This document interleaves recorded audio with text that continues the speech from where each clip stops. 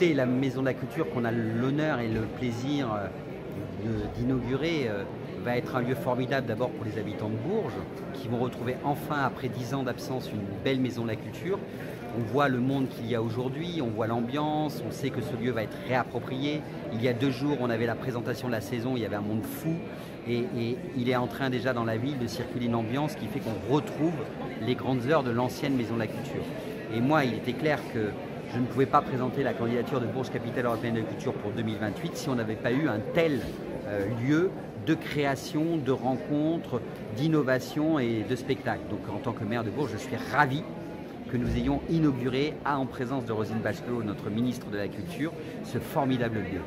Mais vous allez rencontrer des difficultés avec le cahier des charges qui impose un haut niveau d'accessibilité et d'accessibilité culturelle, alors qu'à Bourges, la moitié des musées ne sont pas accessibles et que votre voirie est en mauvais état.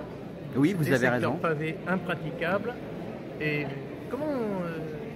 quel effet d'accélération envisagez-vous pour améliorer une situation qui est assez dégradée? Alors, vous avez tout à fait raison. J'hérite depuis 1 an d'une situation extrêmement dégradée. Toutes vos remarques sont justes et légitimes.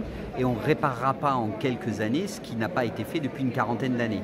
Donc, on travaille dessus. On va présenter au mois d'octobre prochain un agenda de la longévité qui va phaser des travaux pour justement permettre l'accessibilité. Alors, cet agenda de la longévité intègre cette dimension-là, puisque l'agenda de la longévité a pour but d'être dupliqué sur toutes les politiques et justement de permettre aux personnes à mobilité réduite, mais aussi aux enfants, aux femmes enceintes, aux personnes âgées, de pouvoir pratiquer la ville de Bourges. C'est pour ça que nous l'avons appelé agenda de la longévité, parce qu'il se tourne d'abord et avant tout vers nos aînés, mais justement nos aînés ont des difficultés de déambulation, ont des difficultés de déplacement, et c'est pour ça que nous intégrons cette politique-là dans cet agenda-là qui sera présenté courant octobre lors d'un conseil municipal extraordinaire.